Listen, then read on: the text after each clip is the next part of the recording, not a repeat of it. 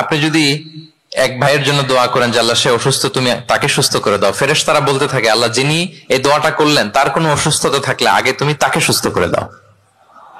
ধরেন যে আপনার এক ভাই দারিদ্রের কষাঘাতে জর্জরিত, টাকা পয়সা না, আপনি দোয়া করলেন যে আল্লাহ আমার ভাইটা আর্থিক সমস্যায় আছে, তার আর্থিক সমস্যা দূর করে দাও।